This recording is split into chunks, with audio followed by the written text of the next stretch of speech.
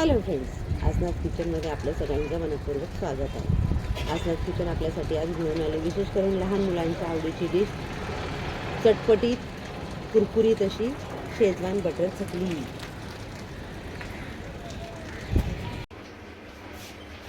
आपण आता रेसिपीला सुरुवात करूया. त्यासाठी आपण घेतले मेजरिंग कप प्रमाणे 4 कप पाणी. तुम्हाला कमी प्रमाणात करायच्या असतील तर पाण्याचं प्रमाण तुम्ही करू शकता कमी. मला जरा जास्त प्रमाणात करायच्या आहेत म्हणून मी 4 कप पाणी घेतलं आहे आणि 4 कप पीठ घेणार आहे मी तांदळाचं. आता आपल्या पाण्याला उकळ आला. यामध्ये आपण घालणार आहोत 3 चमचे शेजवान चटणी.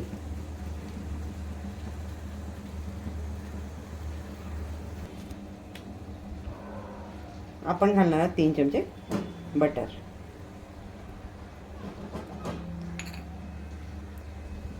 थोडासा हिंग, अर्धा चमचा जिरं आणि चवीनुसार मीठ. आणि हे आपण जरा मिक्स करून घेणार आहोत.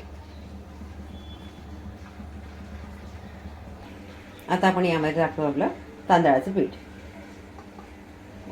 मेजरिंग कप प्रमाणे 4 कप आहे. वजनी बघाल तर अर्धा किलो पीठ घेतलं आहे. आता आपल्याला एक लाटणं घेऊन त्याला मिक्स करून घ्यायचं.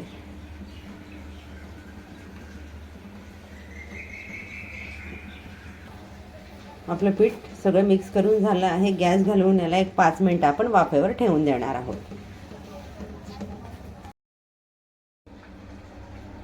आपली 5 मिनिटं झालेली आहेत. आपण आता पीठ काढून घेतोय. माझ्याकडे सिलिकॉन शीट आहे, त्याच्यावर मी ते काढून घेते.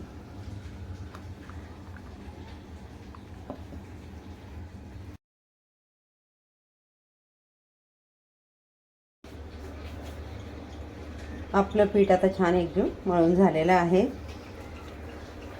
आता याला आपण लागेल तसं साच्यामध्ये भरून चकल्या करून घेणार आहोत. तुम्ही तांदळाच्या पिठासाठी ज्या वेळेला पाणी घेता त्यावेळेला पाण्याचं प्रमाण हे पिठाच्या समप्रमाणातच घ्यायचं आहे. पण काही वेळेला तांदूळ जुना असतो, नवा असतो, त्यामुळे कदाचित पाण्याचं प्रमाण हे कमी जास्त होऊ शकतं.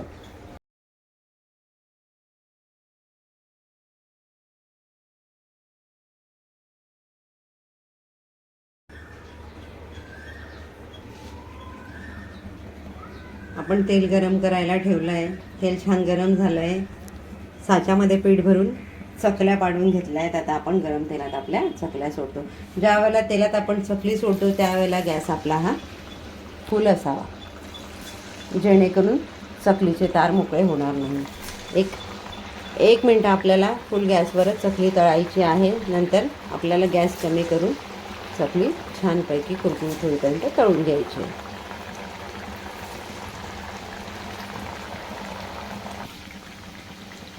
आपला चकल्याटा 1 मिनिट झालेला आहे.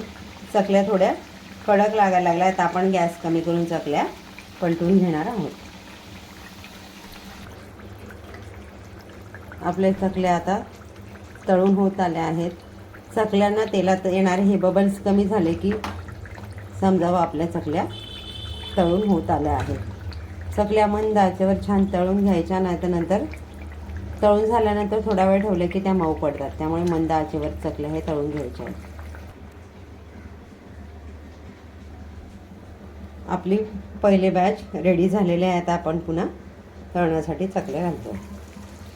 पुन्हा एकदा आठवण करून देते, ज्या वेळेला आपण चकली टाकतो त्यावेळेला आपल्या गॅसची फ्लेम ही फुलच असावी.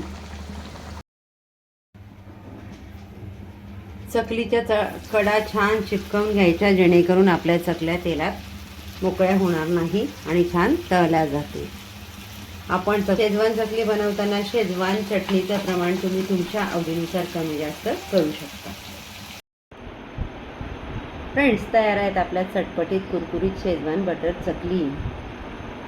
आपल्या चॅनलच्या रेसिपी तुम्हाला सगळ्यांना आवडतात. लाईक, शेअर, सबस्क्राईब करायला विसरू नका. चला तर मग घ्या पटापट बनवायला आणि फस्त करा झटपट.